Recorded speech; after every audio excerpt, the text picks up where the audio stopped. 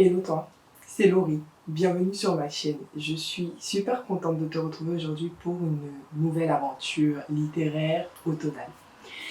Aujourd'hui, je t'emmène à la découverte d'une maison d'édition qui apparemment excelle dans l'art de nous plonger dans les univers à la fois mystérieux et envoûtants. J'ai nommé les éditions du Chat Noir. Bon, leur catalogue m'a toujours intriguée, je t'avoue, mais je n'ai jamais sauté le pas. Il suffit au final d'y jeter un petit coup d'œil pour comprendre en fait, c'est une maison d'édition de l'imaginaire qui va avoir pour spécialité tout ce qui est récit d'art. Donc, parfait pour l'automne. Donc installe-toi confortablement. Prépare-toi un petit snack, une petite boisson chaude. Assure-toi d'être bien abonné à ma chaîne quand même. Ne rien manquer aux futures découvertes littéraires que je te prépare. Et on y va. Et j'ai oublié, avant de commencer, je tiens à te préciser que cette vidéo ne sera en aucun cas une publicité pour cette maison d'édition. C'est juste une petite expérience pendant laquelle je vais m'essayer plutôt à quelques-unes de leurs parutions. Actuellement, j'en ai lu 0. Voilà, c'est le concept de l'expérience. C'est une maison d'édition que je n'ai jamais lue. Et au final, il se peut à la fin que je sois déçue ou ravie d'avoir testé. C'est bon, tu es prêt? C'est parti du coup pour se plonger dans l'univers enchanteur, apparemment, en tout cas je l'espère, des éditions du Chat Noir.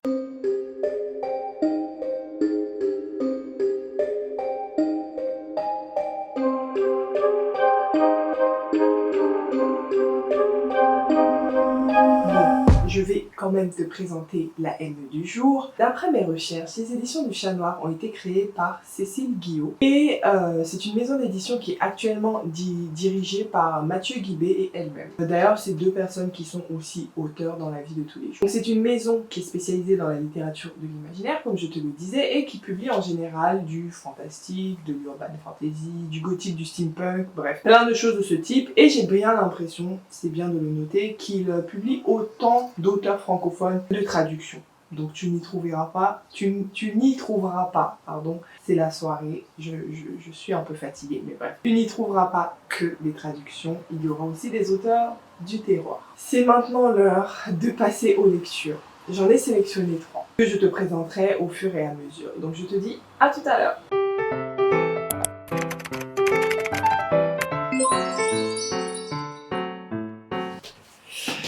Bon les gars, j'espère que le focus est prêt déjà.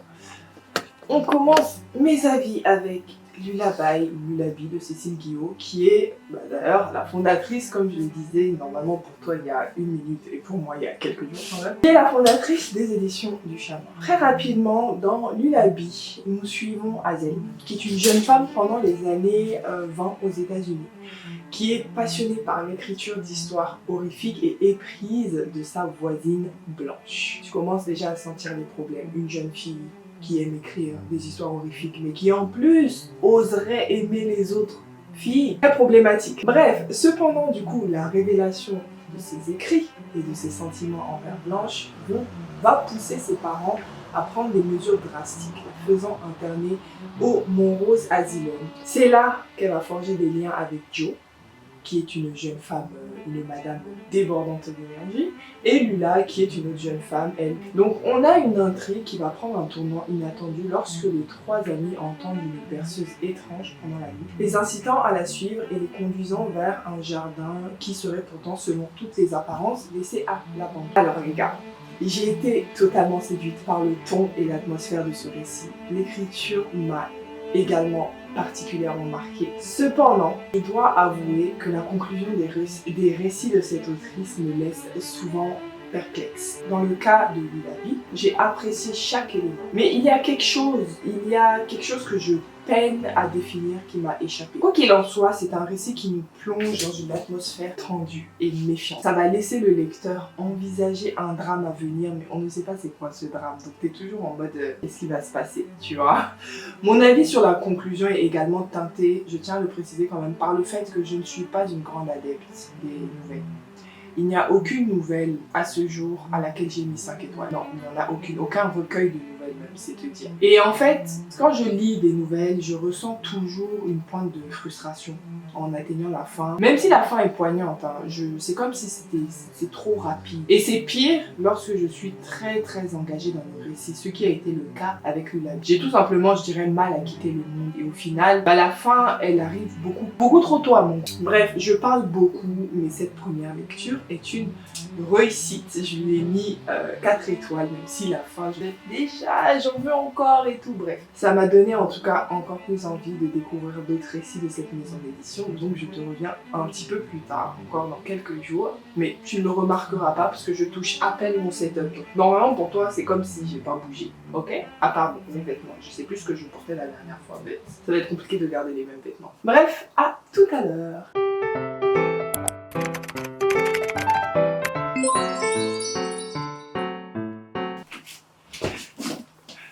Let's continue. Et encore une fois, je fais le petit focus. Est-ce que tu veux bien focuser sur moi, s'il te plaît? Merci. Je pense que c'est bon normalement.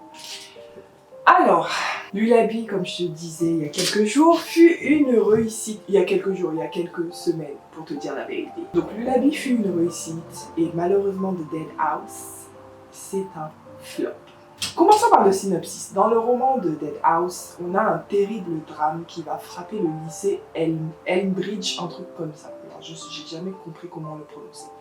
Et ça va emporter la vie de 3 élèves et laisser Carly Johnson portée disparue.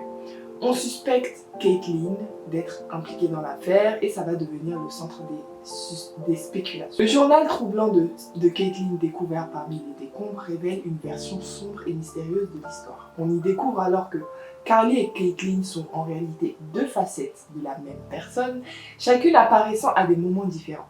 Le mystère de la maison morte, donc la The Dead House, lié à une magie sombre, va se dévoiler la nuit. Donc le roman ici de Kurtage, c'est ça? Pardon, mêle habilement les rapports de police, évaluation psychiatrique, vidéo, extrait du journal, créant ainsi une expérience immersive et angoissante. C'est un livre que je vois très bien chaudement recommandé pour son ambiance spooky et son format hors du commun. Dans The Dead House, on va plonger dans un univers où on ne sait pas à qui faire confiance.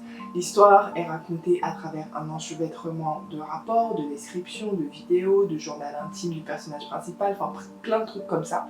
Et c'est là que les choses se sont compliquées en fait pour moi les gars. Bien que l'idée soit intrigante, je n'ai pas réussi à m'immerger pleinement dans cette lecture.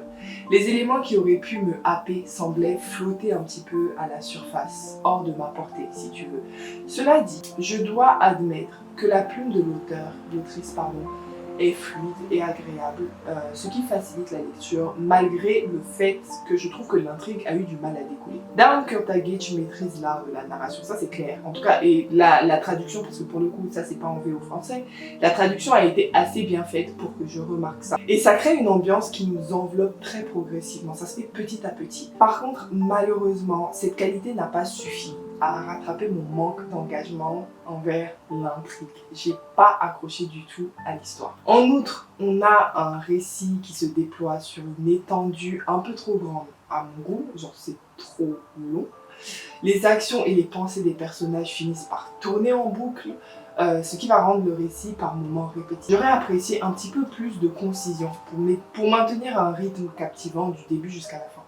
Surtout avec les différents formats narratifs qu'on a, qui sont non conventionnels, mais au final qui maintiennent cette répétition. Bref, ça nous laisse souvent dans le flou et en fait c'est assez contradictoire parce que d'un côté t'es dans le flou et de l'autre côté c'est trop long. On t'explique trop la même chose plusieurs fois. Bref, toi-même tu comprends que mon esprit il était un petit peu embrouillé. J'ai tout compris, hein, mais c'est juste que cette gymnastique d'essayer de résoudre un mystère dans un monde où dans un univers en guillemets où on me présente des formats assez pas conventionnels, mais en même temps on me dit trop de fois la même chose.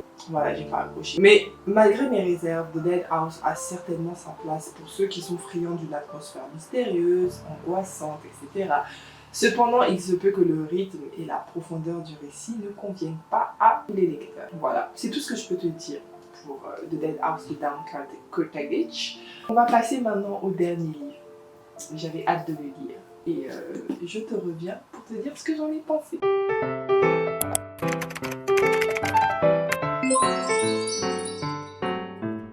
Bon les gars, ça y est, j'ai lu Fille de rouille. Je sais pas où je l'ai posé. Il est quelque part, mais je vais vous remettre la couverture ici du coup.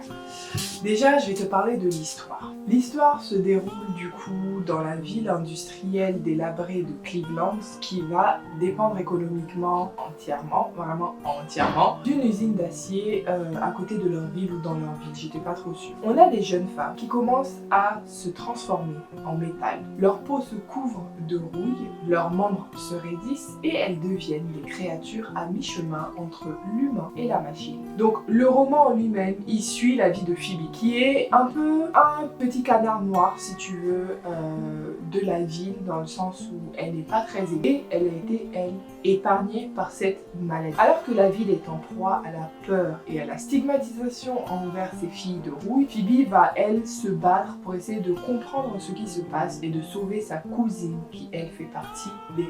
Bon, je vais pas faire de mystère, j'ai beaucoup aimé cette lecture. En fait, c'est un roman poignant qui marie habilement le surnaturel et le social en essayant de nous offrir en fait une réflexion profonde sur la condition humaine et surtout féminine. En gros, l'autrice nous dessine un tableau saisissant des luttes et des évolutions au sein des petites communautés américaines des années 80. Au cœur un petit peu de cette trame narrative, on a des thèmes brûlants de mutation, de misogynie intériorisée, genre beaucoup de misogynie intériorisée, et du patriarcat qui vont s'entrelacer pour ensuite vomir un texte à la croisée des genres. L'ouvrage lui-même scrute avec profondeur, vraiment profondeur, le contrôle absolu exercé sur les corps des jeunes filles.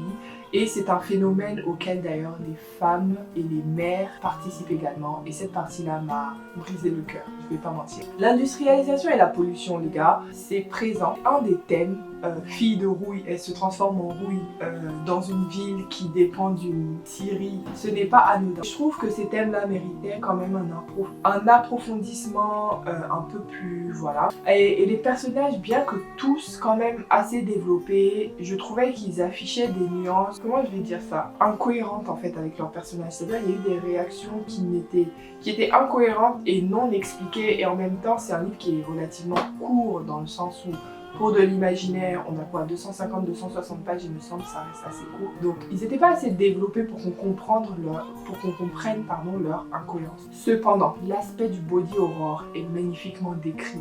Il explore même les confins de la beauté dans l'horreur. Je sais pas comment t'expliquer ça, mais c'était vraiment ça. On nous offre ici une expérience littéraire riche, une plume délicate et adaptée au genre parfaitement, j'ai trouvé. Bien que l'horreur soit présente, elle se manifeste avec parcimonie en fait. On peut pas dire que c'est un roman d'horreur, pas du tout. Ça laisse place à une immersion profonde dans les personnages, plutôt leur parcours, leur personnalité. Et par contre, je trouve que tout ça a entraîné un manque de liaison entre les actions. Dans le sens où il se passait des choses et parfois ça manquait de transition, de liaison. Mais bref, le tout en tout cas est resté très très captivant. J'ai kiffé ce livre.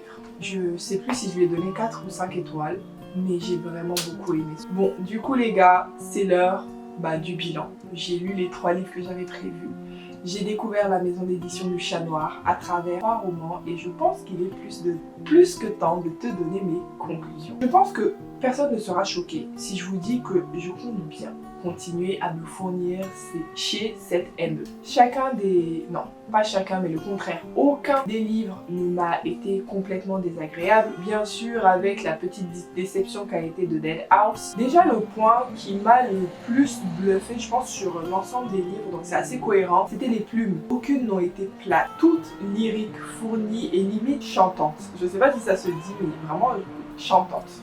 Je trouve pas d'autres mots. Gros coup de cœur pour les 2 plumes là de Lullaby et Fille de rouille que je viens de terminer. Je vais m'arrêter là pour les plumes parce que je pourrais en parler pendant des heures. Côté histoire, je ne peux pas trop me prononcer sur tout leur catalogue parce que j'ai lu 3 livres. Par contre, je peux dire que j'ai eu la chance de tomber sur des ouvrages aux prémices originaux. En fait, ça fait plaisir, je trouve, quand on sait à quel point le genre de l'imaginaire peut être très répétitif. Je trouve ces dernières années dans ses plots et ses tropes qui sont mises en avant. Et du coup, le point originalité des livres, l'onirisme de Lullaby, le côté psychologique, presque fantastique qu'on comprend pas trop de Dead House et La Fille de Rouille qui nous offre une sorte de roman social, mais en même temps thriller, mais en même temps body horror. Enfin, vraiment, tous ces 3 livres, ils étaient très originaux. Je n'ai lu ça nulle part ailleurs. Il faut le reconnaître, ils ont des romans originaux. Et bien sûr, parlons quand même un petit peu de l'ambiance, vu que le thème de la vidéo, c'est quand même de trouver une maison d'édition pour l'automne. Eh bien, validé. Pas de publicité mensongère de ce côté-là. Quand on m'a promis du body horror, j'en ai eu. C'était l'ambiance. J'en ai eu une. Quand c'était l'ambiance maison hantée par exemple, elle était là. Il n'y a pas eu de publicité mensongère, l'ambiance est là, c'est bien une maison d'édition qui vend du dark et qui te donne du dark. Trêve de bavardage, je suis extrêmement satisfaite de cette expérience et je vous recommande à mon tour de faire tour chez les éditions du Chat Noir. Sur ce, moi je vais te laisser sur cette vidéo. Si tu connais cette maison d'édition, que tu as lu quelques-uns de leurs livres et que tu veux bien nous en recommander, ben n'hésite pas, je t'attends en commentaire. Moi, c'est les 3 seuls que j'ai lus jusque-là.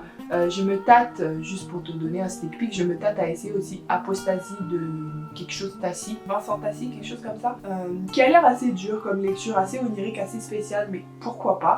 Et sinon, je sais pas trop vers quoi me tourner, donc si tu as des recommandations, vas-y. S'il y a d'autres maisons d'édition que tu voudrais me voir essayer vous présenter à travers plusieurs livres, n'hésite pas, ça me ferait plaisir également. Voilà, n'oublie pas de laisser ton petit like, de t'abonner si ce n'est pas encore fait, de partager cette vidéo à toute ta famille parce qu'ils le méritent bien, et je te dis à la prochaine pour une nouvelle vidéo. Bye!